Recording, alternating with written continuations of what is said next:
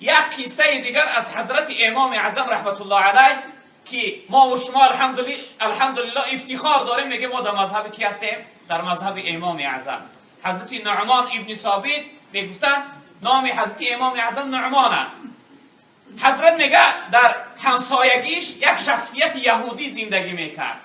اون یهودی میگه عادت داشت دایم حضرت امام اعظم یعنی آزار میداد، تحقیر میکرد، سرزنش میکرد، در بین مردم بد میگفت.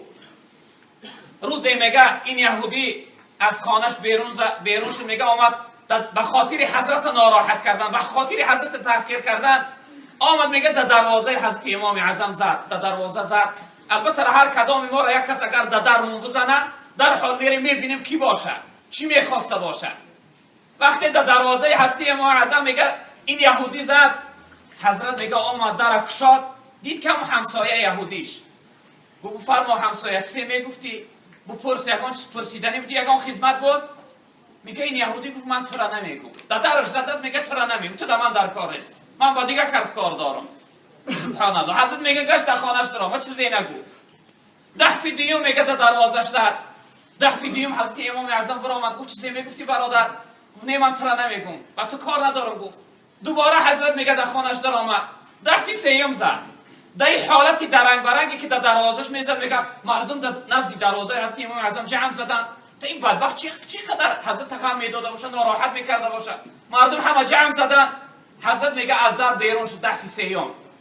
وقتی بیرون شد گفت چیزی میگفتی؟ گفت البته را سوال دارم، میخوام که سوالام جواب بگوی. حضرت گفت اگر بدانم که جواب میگفت. سوال چی است؟ گفت دو سوال دارم. یکم سوالم همین است که نجاست چی مزه داره؟ نجاست انسان، نجاست غلیظه غوث، نجاستی که انسان حاجت میروه، همون چیزا پرسید. گفت ای امام مسلمان ها، ای نعمان، گفت نجاست چی مزه داره؟ حضرت امام اعظم گفت که نجاست وقتی انسان کودک باشه گفت ترش است، وقتی کلان شود تلخ می شود. میگه این شخصیت گفت که تو نجاست خورده که مزهش میدانی. یهودی گفت.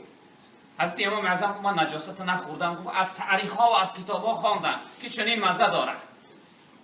گفت بگذار، جواب قبول کردم. گفت دویم سوال دارم. گفت دویم سوال چی هست؟ گفت دویم سوال همین است که همین همسایه ها و مردم میگن که مادر داری، مادر بسیار بزیب است. حضرت امام اعظم گفت دادی خدا. گفت مادر تا میگن قامتی بلند داره. گفت دادی خدا. گفت مادر تا میگن شکمش سفید است. گفت دادی خدا.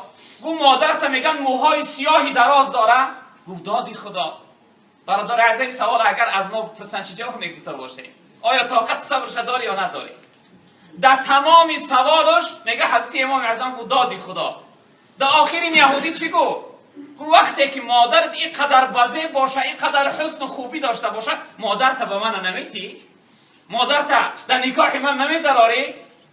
حضرت امام اعظم گفت مادرم مکلف است. گفت مادرم کلان است، به عقل است، اختیار در دست خودش است. میپرسم اگر بخواه گفت میتی مادر من، اگر مادر راضی باشه بگذار بکنه بیتیمش. حضرت امام اعظم میگه از دروازه جانب خانه در آمدن، کله این کافر میگه سر این کافر از گردنش جدا شد و پرید، میگه دور پرید. میگه یگان شخصیتی نبود که مقصد گردنی رو از سرش شمشیر قطعی بزنه پرانه. سر این یهودی میگه از تنش جدا شد و پرید.